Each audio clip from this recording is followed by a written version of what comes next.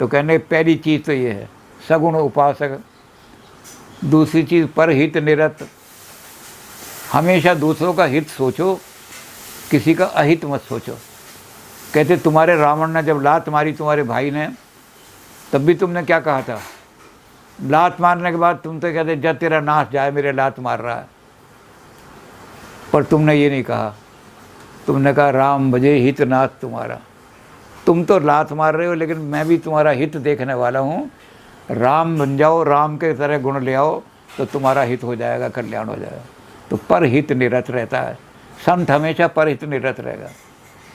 तो ये संत का दूसरा लक्षण है। और नीति दृढ़ नियम, अपने नीति और दृढ़, आदमी नीति कब त्यागता है, अपने नियम कब? दो तरीके से त्यागता है, या तो प्रलोभन से त्यागता है या भय से त्यागता है। भय दिखाओ तो आदमी, अच्छे आदमी उनकी नीति काँप जाती, नहीं जी नहीं ये सब। या प्रलोभन के तुझे 2 लाख रुपए दूंगा तो ये काम। तो कहते तुम्हें प्रलोभन मिला, मैंने तुम्हें कहा कि तुम्हें राजगद्दी दे रहा हूँ मैं लंका की। इतना बड़ा प्रलोभन, लंका का इतना बड़ा चक्रवर्ती राज्य, लेकिन तुमने कहा कि ऐसे नहीं, समुद्र को तुम मारने जा रहे हो। तदपि शास्त्र नीति अस गई, शास्त्रों ने कहा कि नीति ये है कि दंड देने से पहले प्रार्थना करनी चाहिए। तो आपने मेरा हाथ पकड़ लिया कि नीति और नियम नहीं तोड़ने दूंगा मैं। अब आपको ये नहीं लगा कि अगर मुझे आप रोकोगे तो मैं आपका राज छीन लूँगा, लेकिन आपने कहा कि नीति और नियम नहीं तोड़ सकता, चाहे कितना ही प्रलोभन दे दो। और रावण ने आपको इतना डराया, तब भी आपने कहा भाई मैं तो नीति की बात कहूँगा। नीति विरोध ना मारिए दूता, दूत को मारना नीति के शास्त्रों के विरोध है। तो रावण की सभा में अकेले आप बोलने वाले थे। तो आप भय से भी नीति नहीं छोड़ी आपने, अपने सिद्धांत नहीं छोड़े, और प्रलोभन से भी नहीं छोड़े। तो आप जैसा संत कहाँ मिलेगा दुनिया में।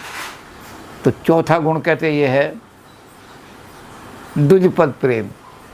जो द्विज लोग हैं, विद्वान लोग हैं, अब ये आज के युग में जिन्होंने एमएड किया है उनको पता है, उसमें लिखा हुआ है a nation that does not take care of his trained intelligentsia is doomed.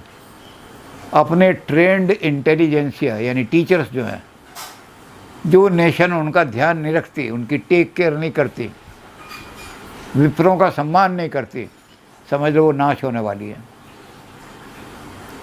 क्योंकि शास्त्र कहते हैं, हमारे जो 12 मयूख हैं, वो मयूख कहते हैं कि अगर तीनों वर्ण जो हैं, अगर तीनों ये जो हैं ये भ्रष्ट हो जाएं बिल्कुल, तब भी चिंता नहीं करनी चाहिए।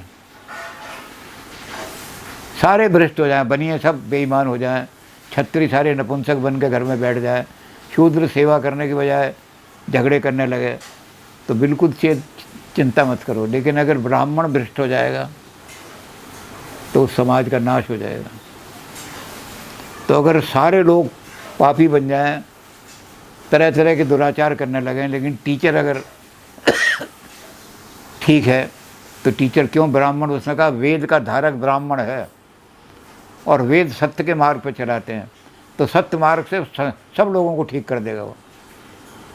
तो सारे लोग अगर करप्ट हो रहे हैं, तो टीचर सबको अच्छे संस्कार देकर स्कूल में सबको ठीक कर देगा।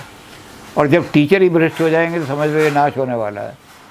तो ये nation that does not take care of his trained intelligentsia, तो जो विप्रों का सम्मान नहीं करना चाहते।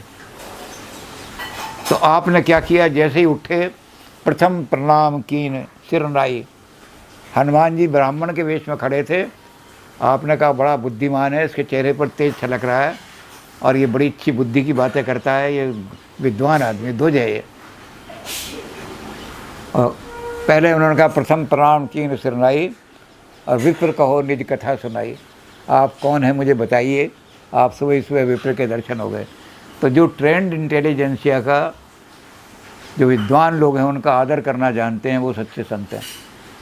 और जो विद्वानों से अपनी पूजा करवाते हैं, वो संत नहीं हैं, वो तो दुष्ट हैं। तो सुन संकेश लकन सकल गुण तेरे, मैंने तेरे अंदर ये चारों गुण देखे, और इसलिए मैं तुझे कहता हूँ कि सच्चा संत तू ही है। तो उन्होंने विभीषण को अपने पास बिठा लिया, और आगे की बात फिर बाद में विभीषण से कर ली उन्होंने। विभीषण से बात करेंगे।